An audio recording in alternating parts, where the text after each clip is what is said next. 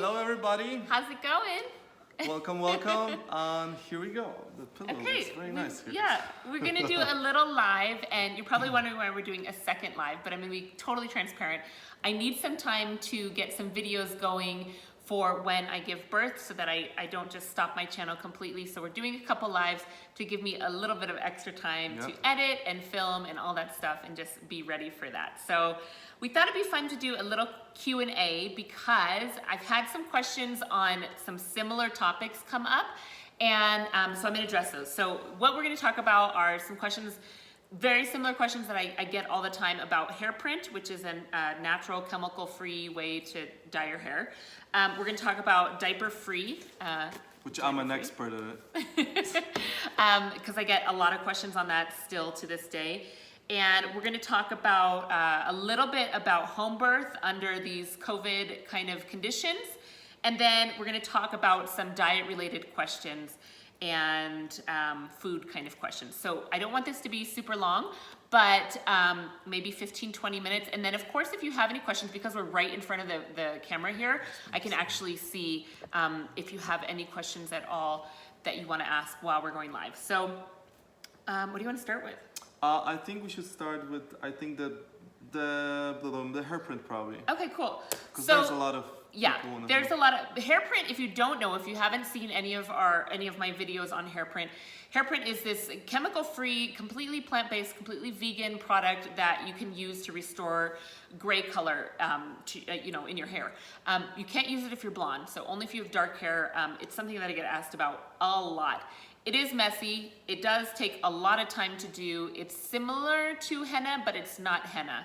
And with that, it's something that actually on Wednesday of next week, June 3rd, I have a full application video for what to do with resistant grays, which I get asked a lot all the time actually, especially since the most recent video that I put out. So stay tuned for that because I don't want to just answer all the questions here and then have them be the exact same in the next video. So I'm going to say leave that for that. And for the people who have been asking that it seems messy and difficult, it is, but it all depends what you want to do. Do you want to have a natural, truly non-toxic way to dye your hair, or is it not worth the trouble? It's 100% personal preference. So I give you some tips that they gave me in that video that will come out next Wednesday, and so check that out if you're interested in that because I feel like it answers quite a lot of questions. So yeah. Let's talk about Diaper-Free. What's your experience with Diaper-Free? Well, first I was like, I wasn't sure how this is gonna end up because obviously, I love the natural ways and this is all great, but I'm like, what does it mean? Like, we all used to it to the diapers, but keep the long story short, I'm so on it, man. Like now, actually, I've seen, was it like yesterday or something like this, or 2 days ago, I see some sponsors ad on one of the social media. We're talking about like this brand new diaper that is like completely like, you can just toss it in the soil and it's all fine and it's all made of whatever it is. And it looks like a regular diaper, but I'm like, okay, good, that's great. But now when I know, like he doesn't need to be retrained, like as a, with pee and poo and stuff, he doesn't have to do this. He just, concept is that, I'll let you finish in just a second, but in case you don't know what we're talking about with Diaper-Free, the concept is that you never have to retrain from the beginning, from birth or from a couple weeks old. You are just allowing the babies to eliminate away from their own skin so they don't get used to going pee or poop in their diapers in the first place, and then a couple years later you have to retrain them that that's not the way that you want it to be, and that's not the way that it feels most comfortable. So it's a concept that makes very much sense to us. And it's like in so much less mess. Like you spend less money, you protect the environment. You protect the environment. You're dealing especially with the less mess, and then most importantly, the baby is not like sitting in a pool for a while or like pee. Yeah, they're gonna cry, but they still. Do you think it's like very comfortable to sit in a pool? Oh, no, baby wants to do that. Think about when ladies, you have your period. Like, do you want to sit in a pad all day long, a dirty pad? No, it doesn't feel good. So it's the same concept for. But this subject is definitely an extremely intriguing subject. If you would see her Diaper-Free video, oh my gosh, there's so many hatred comments. I'll leave the videos in the I remember description. we got like really affected by it because it was like one of our first video that went up. And those comments were like, oh my gosh, this is not good. People are are like very freaking gonna unhappy. come here and just destroy us. And then suddenly the wave suddenly changed and people started defending you and saying, hey, but that makes so much sense. The majority of the They were world trying. does this without, you know, even calling it diaper-free or elimination Yeah. communication. It's just foreign to, I'd say, mostly westernized societies like here in America, because people just haven't heard of it or it doesn't seem normal, but it's very normal and very common around the whole world. And Yeah, I think here's like what's normal is what is sold to you by media. yeah, And that's normal. Like if it's not sold by the majority of people, that's not normal. Yeah. Like now you hear all these things about the Beyond Meat and things like this, and it's a great thing that's happening. Like people gonna, because there's no availability of the red meat right now anywhere. No, not anywhere, but like there's a shortage for everybody. The Beyond Meat is like, hey. Hi. The Beyond Meat now is just like, a great substitute, and maybe this will turn people away from meat a little bit.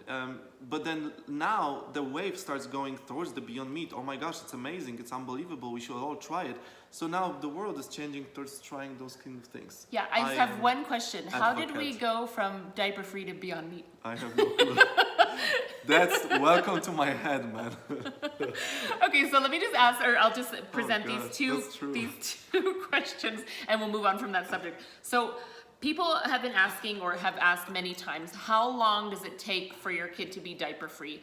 I think it depends on if it's a boy or a girl, and just their personality. I would say with Eli, we were pretty consistent, anywhere from like 18 to 20 months. So definitely before 2 years old.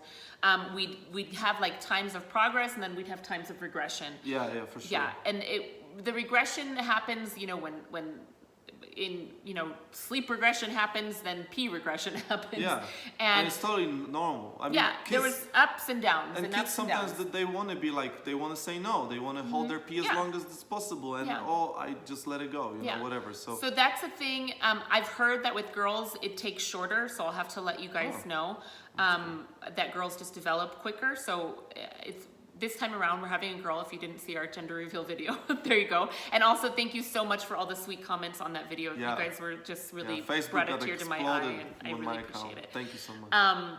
But it doesn't.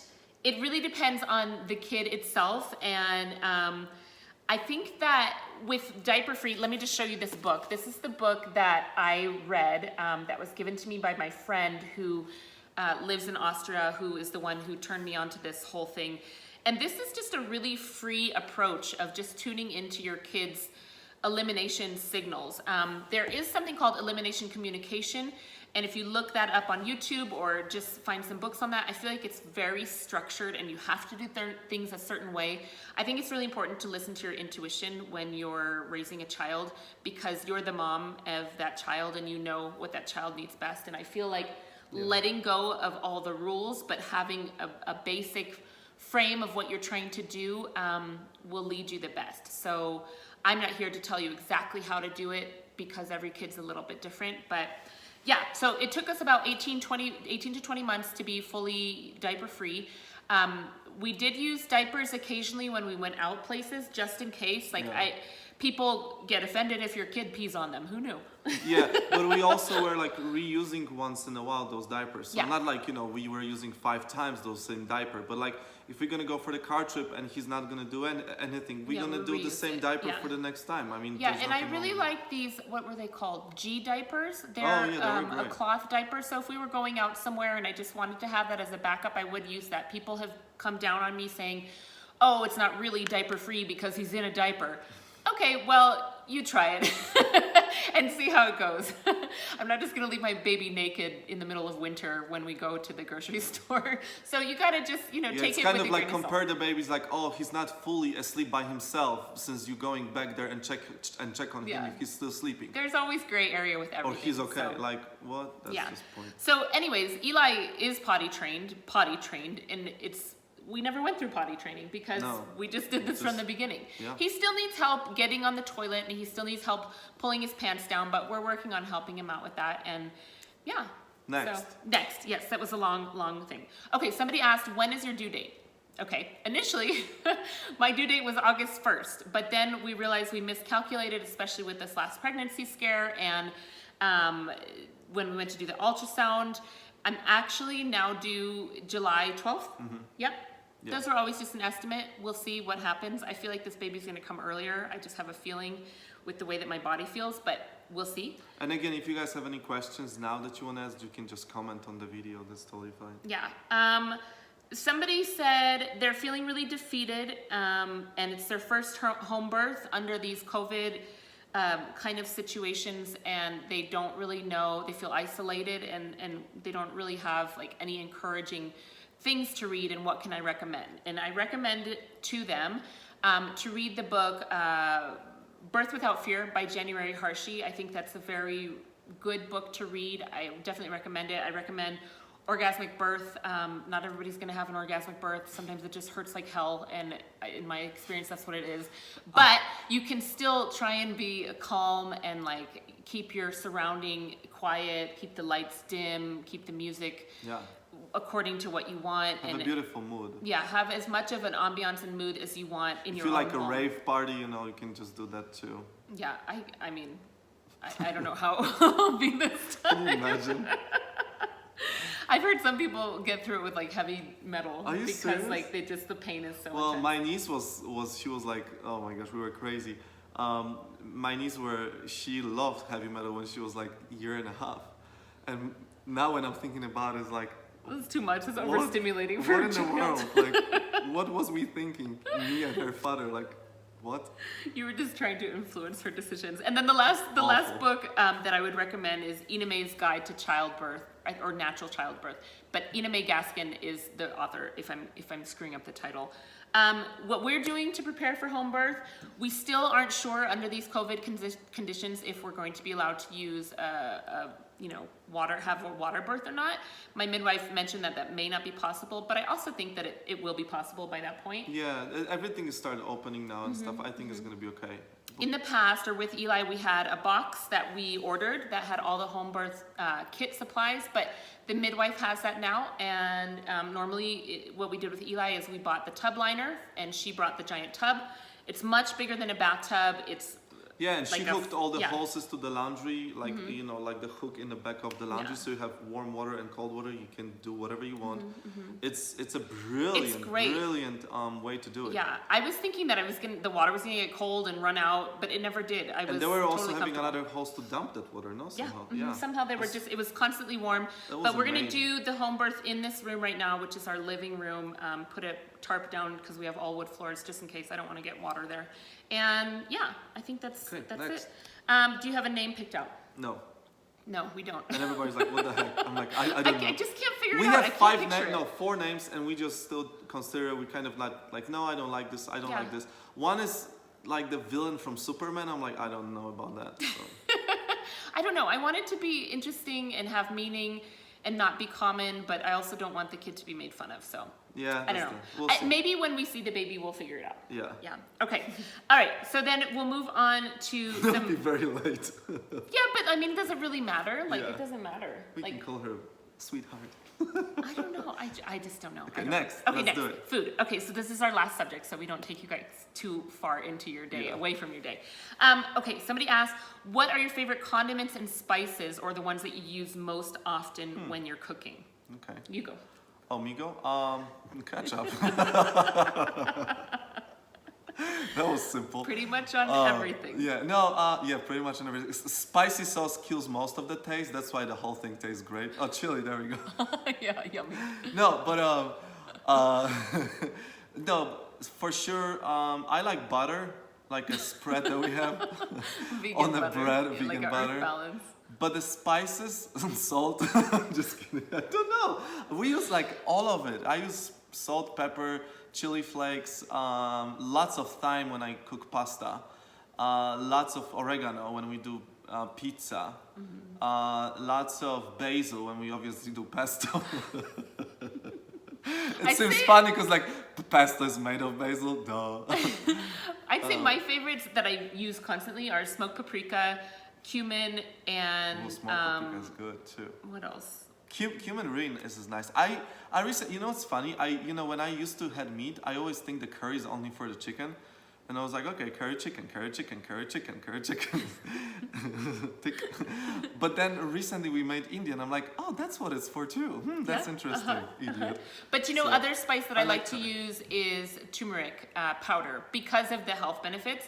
So I try to incorporate that in things that I wouldn't normally have it in. It doesn't taste that great. That's the thing. I Yeah. know, but it's good for you. The turmeric is the interesting thing because when it's in a powder, unless you have a spoon of it, you'll be like, oh, I can taste it. Don't do it. But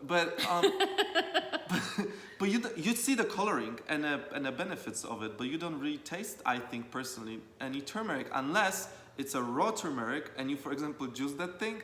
You're definitely gonna spice it up and you're gonna definitely taste it. So I don't know. And we're using like organic turmeric, like to spice everything, but for whatever reason, I don't taste it.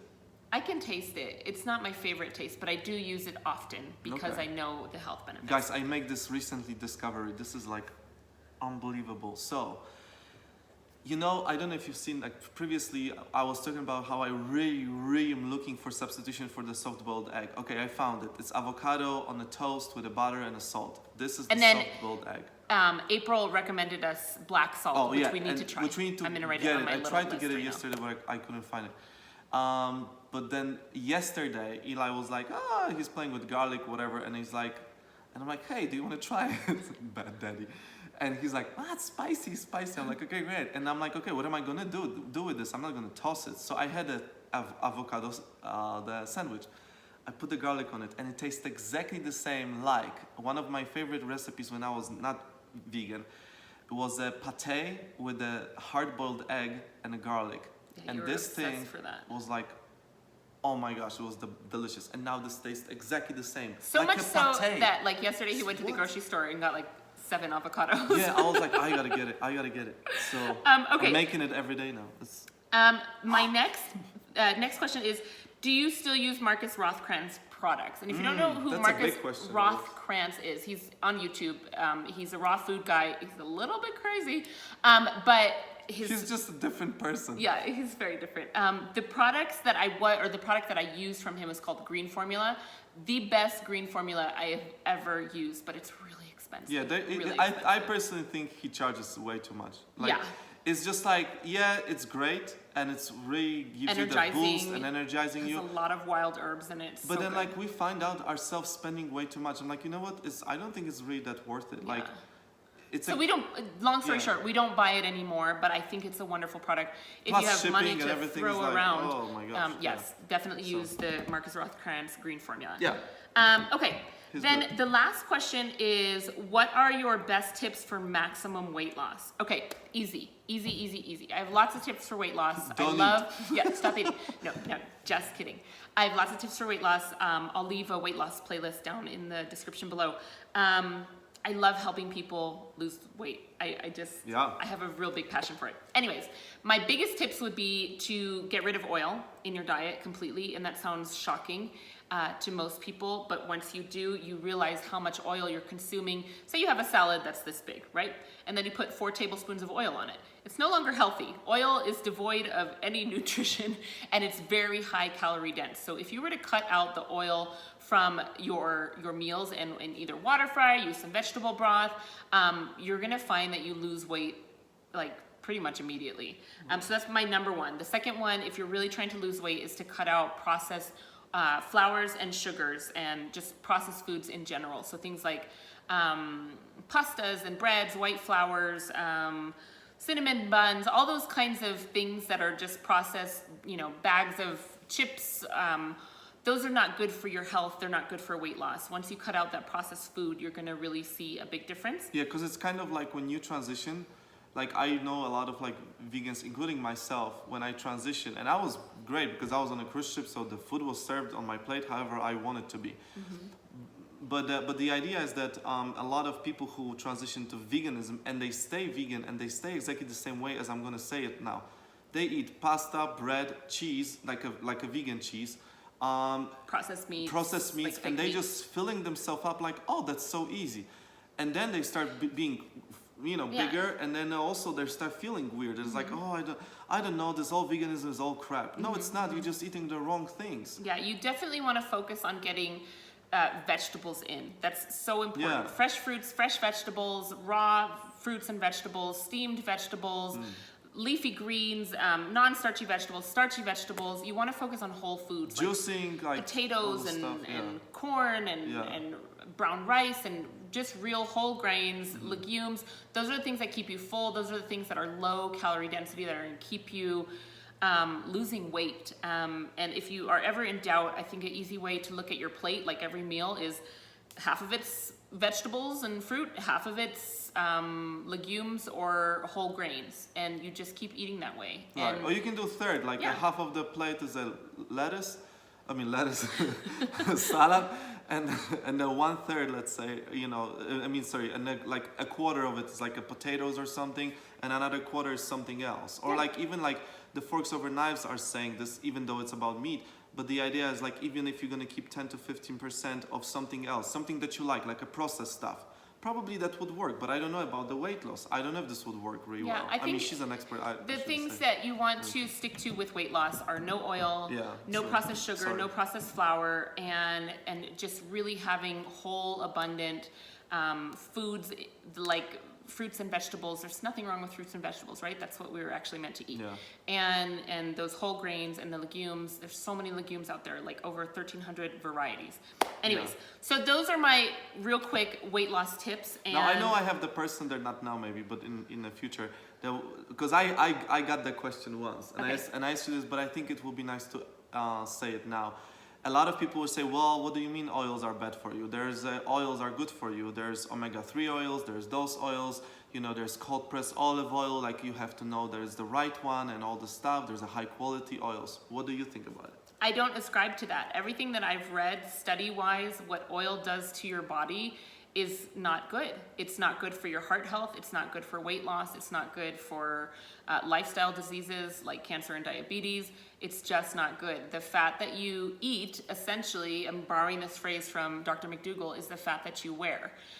It's going to show up in the waist circumference. It's going to show up in the hip circumference, and those areas lead to long-term disease, chronic diseases that most of the world, the affluent world, is affected by nowadays. So, and this is just our way of thinking. There's disclaimer right lots here, of different schools of thought. I definitely ascribe to the whole foods, plant-based way of thinking. Dr. T. Colin Campbell, Caldwell Esselstyn, Doug Lyle, Chef AJ, all those kind of whole food people are who I have learned from, who I've read from, John McDougall. So I believe Michael Greger has so many studies out there. Check out his YouTube channel if you want to find out more.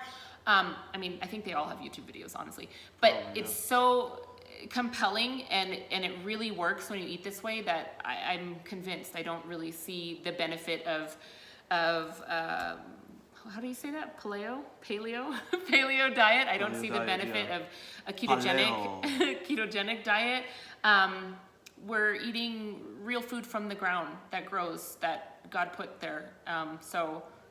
And that's also, my take. Okay, so now the question is like the omega-3, right? Like we have like all those things that like, oh, well, fish has it and all those kind of things. But there's plant-based, there's plant-based sources of omega-3. I'd say the jury is out. I think you should say it, Yeah. So omega-3s can be found in leafy greens. They can be found in chia seeds, walnuts, hemp seeds, flax seeds. Those are all foods that you can have, plant-based foods that you can have that will give you a dietary amount of omega-3s. If you still feel like you want omega-3s for brain health, every part of our body actually really does need omega-3s to function well. Some studies say you can get it completely from your diet. Some studies say you want to have it in your diet, but you also want to supplement. If you are going to supplement, use a plant-based supplement that comes from an algae, mushroom, sourced from a place that is not contaminated with a bunch of mercury or waste in the water. So you have to do some research there. It's not a bad thing to supplement with DHA, omega-3, but also you can supplement by having whole food products in your diet. So it's really going to come down to what you feel.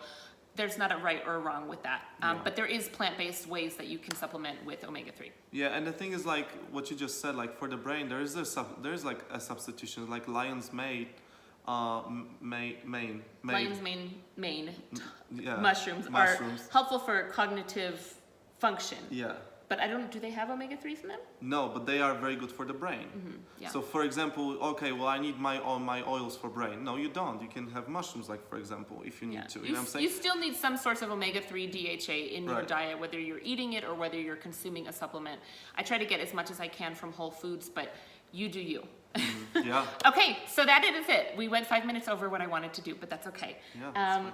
How are you guys? I hope you have a wonderful day, and I hope that you are enjoying the weather and able to get some fresh air. And thank no you matter for where joining you are. us. Yeah, thank you so much. We are just really so happy that this channel started like finally growing up a little bit more, because it's really thanks to you guys. And Yeah. you know, it's gonna sound like most of the people was like, hey, give a like and subscribe, but that truly make us do what we do now. Yeah, and it's really, like, I really do, I don't want this to sound bullshitty or phony or anything, but I really do appreciate commenting or like talking with you guys in the comments. I know by name the majority of people who are always commenting, and I really Some people are appreciate you here guys. this is like years, man. Yeah. And Thank you so much for watching and staying with us. Thank you. Yeah, okay. Stay Have a blessed. good weekend.